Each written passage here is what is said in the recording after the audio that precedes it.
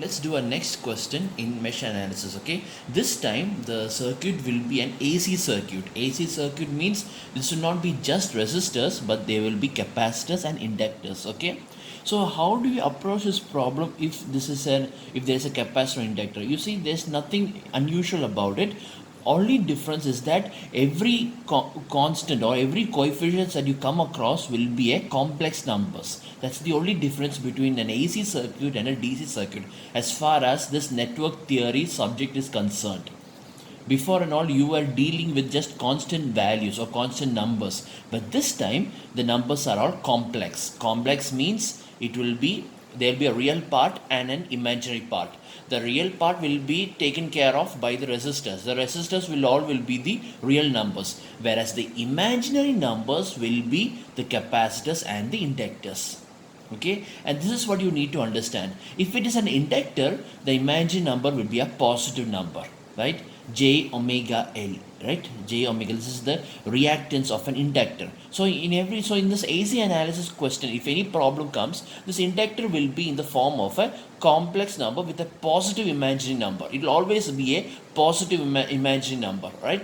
Whereas if you take in the case of a capacitor, it will be represented in terms of the negative imaginary number, minus 2j, because we all know that the reactance of a capacitor is 1 by j omega c. So if I multiply both the numerator and the denominator with j, I will get j minus j by omega c.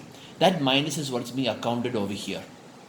That is why the impedance of a pure capacitor is a negative imaginary number, whereas the impedance of a inductance will be a pure positive imaginary number, whereas for a resistor it will be just a number. This is the only difference. So now the difference is that in the other cases you used to write the resistance values. Here you will be writing the impedance values, and the impedance are always complex numbers. That's the only difference. So that's why everything will be in terms of its impedance, in terms of its complex numbers. Even if you take in the case of a voltage source, right? The voltage source, this is a complex number. So one thing you need to understand before doing this problem is that you need to understand how you can represent the complex numbers inside your calculator, right? That is, you need to understand that the mode that you're going to select.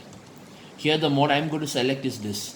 Show that it's a mode that is for calculating the real part and to calculate the rectangular of the complex number, complex number and polar complex number, right? That's why I take this particular mode, right? So this is the mode I take. So every calculator has its own style, so you should be familiarized with your own calculator, right, to see how you can do the calculation using complex numbers, right?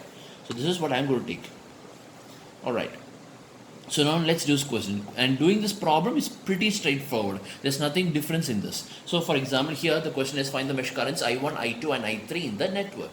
So I'm going to mark mesh 1 with I1, this is mesh 2 with I2, this is mesh 3 with I3. Okay, now I'm going to write the equation for each and every mesh, and all the rules that you have applied before is the same over here. That's all, right? So I'll tell you where there will be a certain slight small changes. So first I'm going to write the equation for mesh 1. Equation for mesh 1, all right? So since this is mesh 1, I1 is considered positive, and the remaining current, which is the remaining current is only I2 is there, right? I2 will be considered as negative, and of course this voltage source also should be written in terms of its rectangular form. This is written in polar form, right? I even make it into rectangular form. Okay, so let's do it.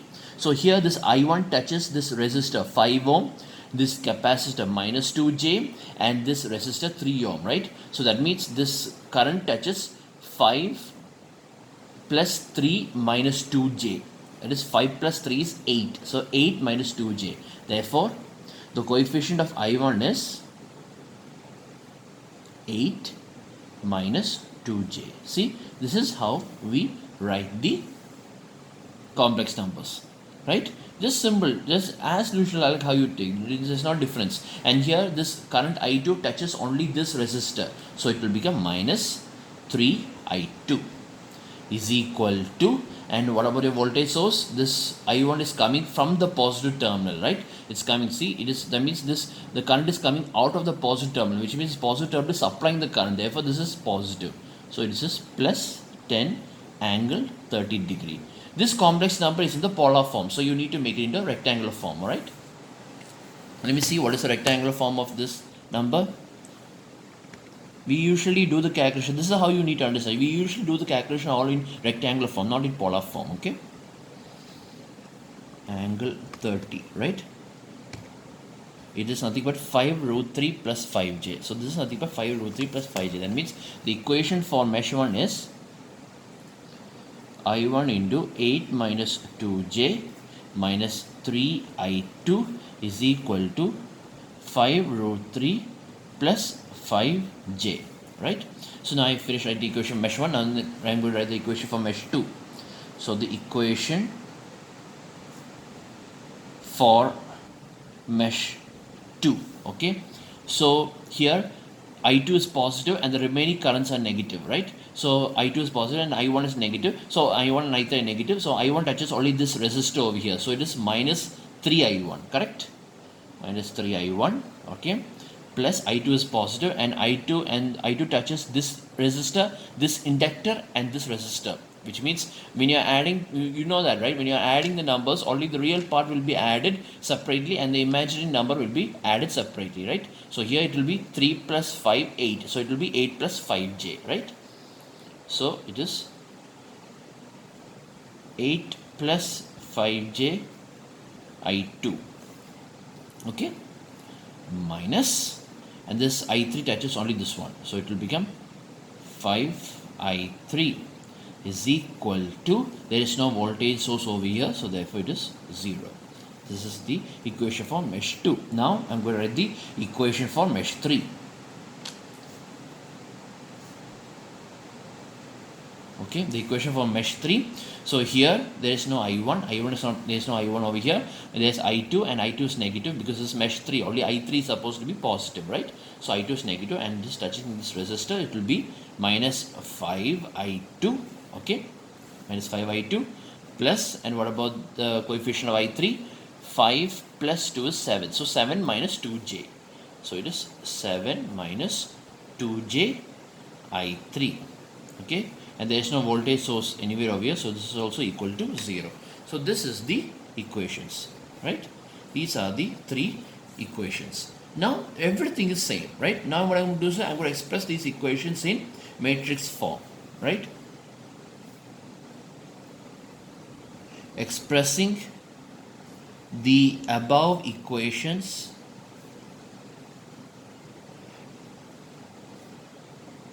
in matrix form.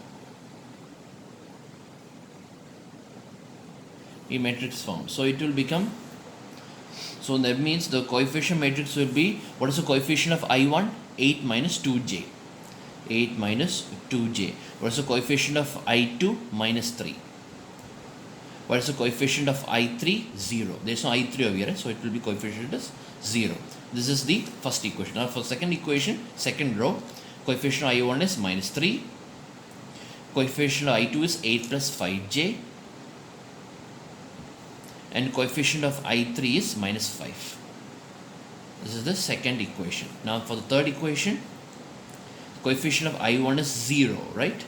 There is no I1 over here, so it is 0. Coefficient of I2 is minus 5, and the coefficient of I3 is 7 minus 2j. The unknown variables are I1, I2, I3, right? Is equal to, and the voltage sources are 5 root 3 plus 5j. Second equation has no voltage source. Third equation also has no voltage source. So this is the matrix form, right? So now I'm going to find the value of I1, I2 and I3 from here, okay? And that is all the same like how you did before. There is no change. So how do I find the value of I1? I1 is equal to the determinant of replacing the first column with the voltage source column. It will be 5 root 3 plus 5j. 5 root 3 plus 5j, 0, 0. And the rest is same. Minus 3, 8 plus 5j, minus 3, 8 plus 5j, minus 5, right? Minus 5. And then the next column is 0, minus 5, 7 minus 2j. 0, minus 5, 7 minus 2j. Divided by the coefficient matrix, this matrix. 8 minus 2j, 8 minus 2j, minus 3, 0, minus 3, 0, minus 3, 8 plus 5j, minus 5, 0, minus 5, 7 minus 2j. Okay, and now I am going to find the value of I1. So finding the I1 is pretty straightforward. 5 root 3 plus 5j, and this is 8 plus 5j into 7 minus 2j, and this is minus 25, so minus 25, minus 25, okay, plus 3 into 0 by 0, so nothing, so 3 into 0, there's nothing to do here. Divide by, I'm going to find the denominator separately because the denominator will be same for the remaining currents also, right? So I just need to find the denominator only once, all right? And I can substitute the same value for the remaining current equations. So here it is 8 minus 2j,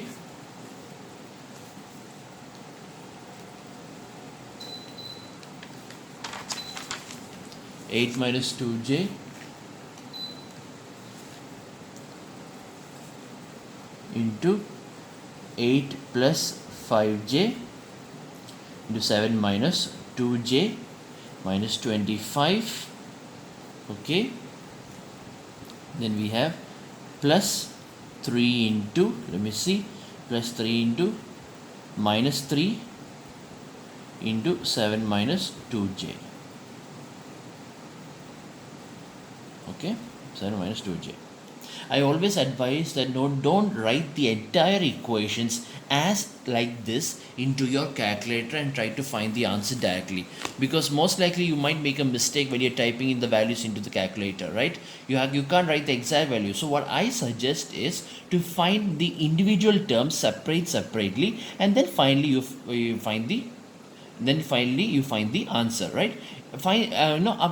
Write all this inside the calculator, the small terms into the calculator, and find its value, and then substitute that value. Like that you can make this equation more and more simpler, and then finally you will get your answer, right? For example, here in this case, you can see that this 8 plus 5j into 7 minus 2j minus 25. The same term is in the numerator and the same term is also in the denominator. So what I'm going to do, I'm going to find the value of this. Okay, it saves time. I'm just simply going to find the value of this. So let me see. It is 8 plus 5j, all right, into, what is the next one? 7 minus 2j, right? Into 7 minus 2j, all right, minus 25. Okay, so let's see what the value of this is, all right? 8 plus 5j into 7 minus 2j minus 25, okay? And I will get 41 plus 19j. So I'm going to write that over here. So this equation will become more simpler. So this will become less likely chance of making mistakes. But the only problem with my method is that you will take a little bit more time in doing. So what you need is speed. Okay.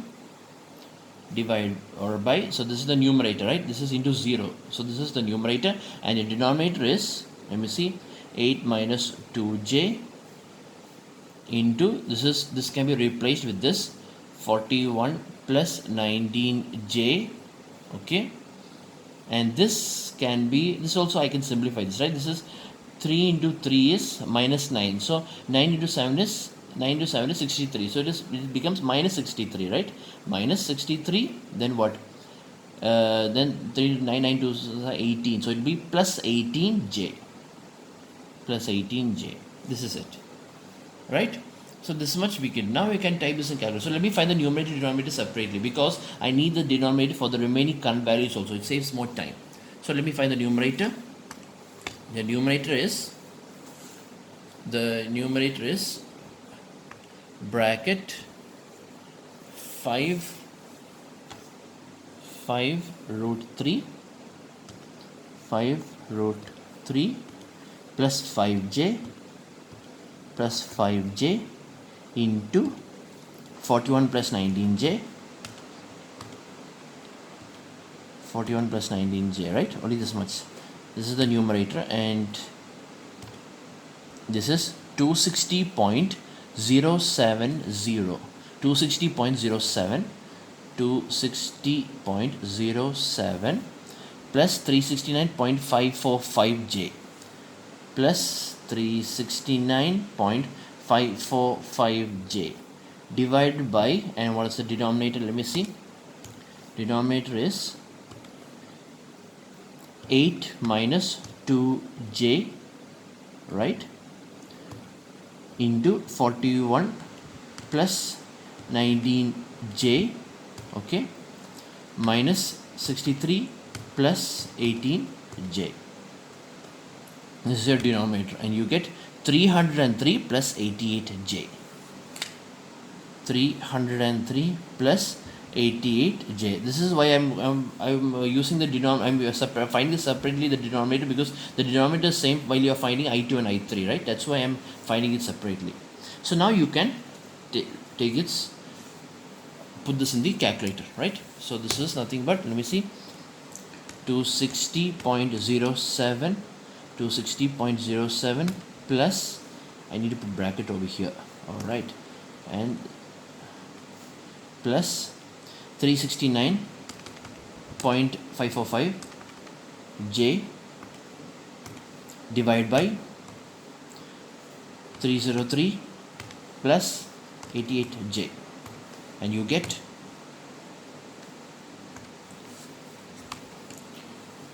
1.118 plus 0.895J. And one more thing also you need to understand, this is the answer, but usually the final answer, whichever values you are going to find, right, let it be the voltage across the 5 ohm, or let it be I1 or I2, whichever value they are asking the question, that value finally you just need to make it into its polar form, right? Because sometimes in some of the solution answers that these evaluators will have, they'll be having a answer with the polar numbers with it. So they need to check if your answer is correct or not. So that sometimes that number will be written in the polar form. So in that case, they just need to compare and see if the correct answer or not. So it's for their own convenience, right? So what I'm going to do is I'm going to convert this number into polar form. It's okay even if you don't do it also, right? This is just for the convenience of the examiners. So we got this. So I'm going to make this into polar form. So this is the answer, right? So that for option, let me see, yeah, polar form. This is how I convert this. In my calculator, this is how you do it. So everyone should learn in your own calculators how to convert the rectangular form to polar form and polar form to rectangular form, right? It's very useful for you. And this is the polar form, that is 1.4321, 1.432 angle 38.669 degrees amperes. This is the value of I1, right? Now I'm going to find the value of I2. So now you know how to find, right? So now to find the value of I2, in I2 means the second column needs to be replaced. The second column needs to be replaced with this, and the remaining columns are same. So 8 minus 2J will be 8 minus 2J minus 3, 0. And the second column is 5 root 3 plus 5J, 0, 0. And the other column is also same, 0 minus 5, 7 minus 2J. Okay. And the denominator is also the same, that is 8 minus 2J minus 3, 0, minus 3, 8 plus 5J minus 5, 0 minus 5, 7 minus 2J.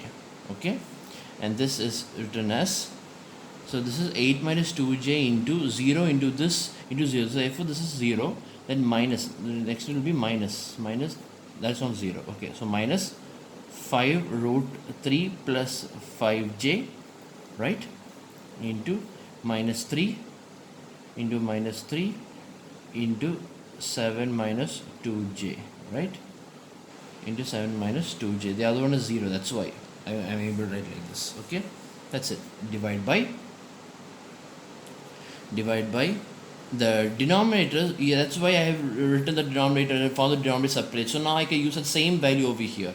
It is 303 plus 88j. So this will save time. See, minus of minus becomes plus, right? So I can cancel these two minus signs. So now just put this in the calculator. That's all. Very easy. So which means, let me see, 5 root 3 plus 5j, okay, plus 5j into 3 into 7 minus 2j, 7 minus 2j, divide by 303 bracket 303 plus 88j, okay, and this is the answer you got, that is 0.692 plus, no, sorry, plus, it's minus see, 0. Minus 0.226 0.026 j amperes, right? J amperes. And if you want this in polar form, the polar form is what you need for standard. So it will become, convert this into polar form and you will get 0.692, okay, 0.692, angle is how much? Minus 2.14 degree amperes. This is the value of I2, okay. So this is how you find the value of I2. Now I'm going to find the value of I3.